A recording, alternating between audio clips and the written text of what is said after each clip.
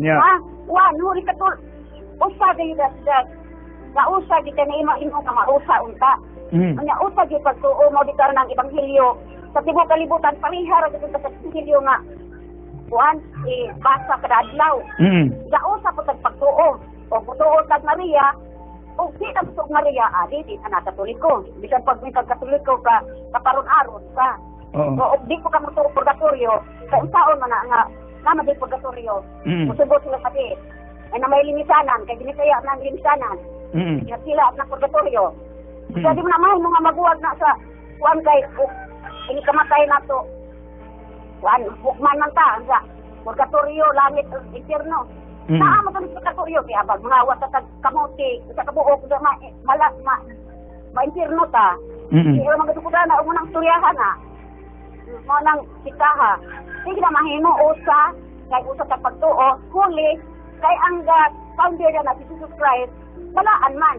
Amen. Balaan man siya, kung saan mamungag isir balaan. Parehaan ng katiyo nga balaan. Kaya maraming tabo nga, ang atong kapilya, kay initan mo itong kapilya nga na ako na mga tinulit.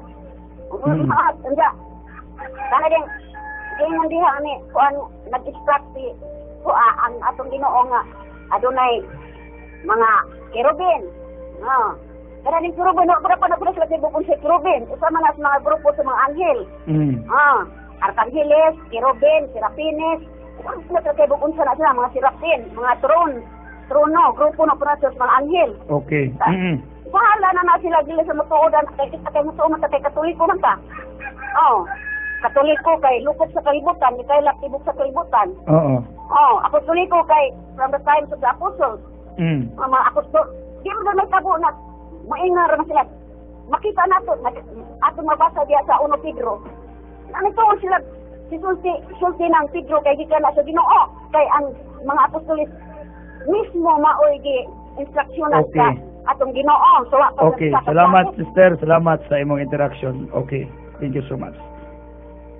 Well, sir, good evening. Na ako'y paampo si Cristel May alasan kay Mubor exam siya karong 32 sa July kadua na siya wala makapasa sa nursing. Sinasara ni will pray. Good evening, Brad Sel, si Geraldine Saunyani from Duero. Please pray for me. Giyan ako sa National Spirit. May buntag. Ay, gaba. Good morning. Hello, good morning, Brad. Kinsa ni? Si RR niya, friendly people.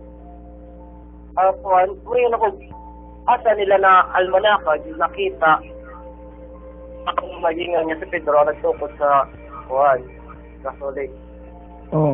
Romano Katoliko. Kaya may nga almanak, tapos may klase ng almanak, good. Exactly.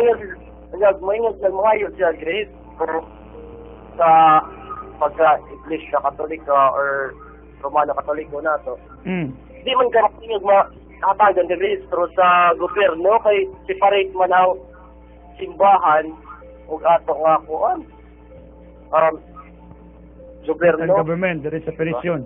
Pero we can produce cooler kanang gitawag natong permission gikan sa Security Exchange Commission.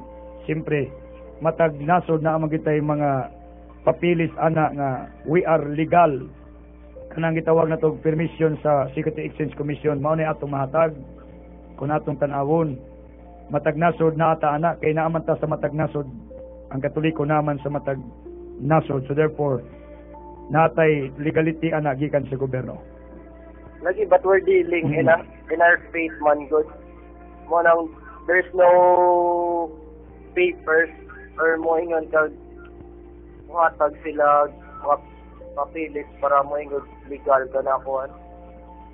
Sir, di man na sila makapugos na tugon sa yatutuhan og dili. Pero ang concept ani kay ang Biblia og mga referensya mo pamatuod man nga ang Katoliko tinukod ni Kristo. Kunya karon pangutan og kinsa gatukod si Pedro na may lang pangatag og digali Constantino ga jama-jama naman bisag kinsa nila ipangtud. Nya wa sa ebidensya. Lagi ugasan na nila kansa ng libro wala gyud ako sa dinan magahuwat ko ron kay magpabunyag ko ugma og makadasya na og tinuod na iyang giingon og di ni bakakong tawana. Sige brother, God bless. Sa imong lengguwahe Ilonggo ka? Ilonggo. Asa ka karon nagtawag? Amigo ka ni Peter Paul. amigo ko ni Peter Paul. I'm watching your show right now. Nakas Garcia. Oo. So, bakasunista ka? Oo. Okay.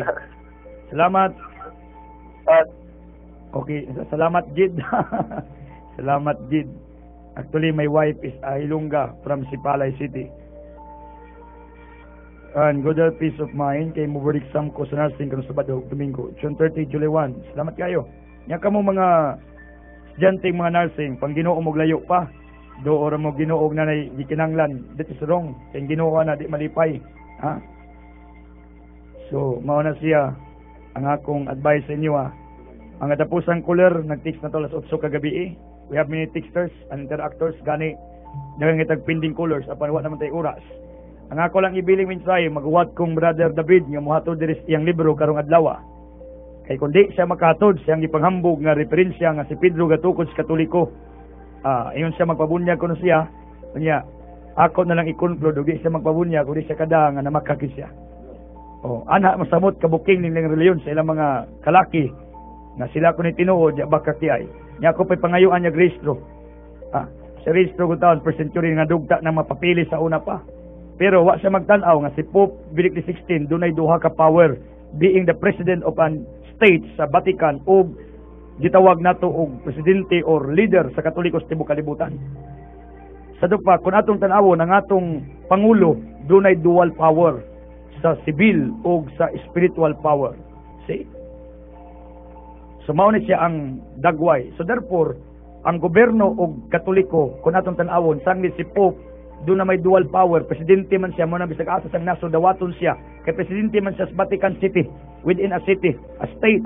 Presidente na sa Pope, mura nagranggo ni Obama, nasa na dong? Obama, tama ba? Si Barack Obama, si Presidente Aquino, isabay presidente na dong. Maur nagranggo ni Pope 16, kaya doon na si power sa civil. Kay presidente man siya sa Vatican City, within a city sa Roma. Sino pa? Joint power nga naas Pope. O ngangutanan siya ang Katoliko restado pa, sobra pas pag-arestro. Kay ang amo galing leader, si Pope 16, presidente mangali sa gobyerno. Presidente sa Vatican. Kay ang power, duha. Wa si kay ba na, ako kay tuduan, niya magbuot mustubag. Niya, panganay. Ako siyang giinan nga ang pagkapanganay ni Kristo, panganay sa pagkabinuhat mo ng dimension sa panganay. Dili kay panganay nga na imanghod, na sunod, ikaduhay, katulo. Di masakata ka na. Kunya, magbuot mo sa tubag, mo ni problema ninyo. Kamoy nangutana sa kuha, magbuot mo kung sa akong itubag, mo ni problema. Nangutana gali mo, kay wa mo masayod. Nangutana mong naibaw di mo. Delikado. By the way, unyang squadron tagbo-tagbo na diri, ugma sa Pahina Open Ground, alas 6. Sayo lang ta, aron makaulit tag sayo. Nya, ini ka Domingo, tagbo ta diya sa Hagna Municipal Gym. I will be in my office today. Salamat sa inyong pagtubay, salamat sa inyong pag-interact, ug salamat sa inyong pagpunay ampo for my good health and for my ministry. Father Almighty, thank you for this wonderful morning. Father, seal each one of us with the precious blood of your Son, Jesus Christ. Father, may bless Channel 6, those who can be right now, Father, sa Radio Hagna.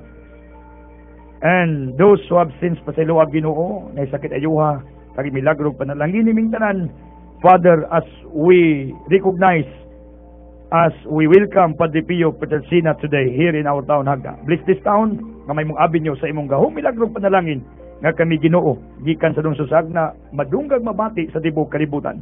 In Jesus' powerful name with the Holy Spirit, uban sa bagampo ni Santa Maria Apolo Antonio Padre Pio, mga santo sa langit, Amen, Hallelujah.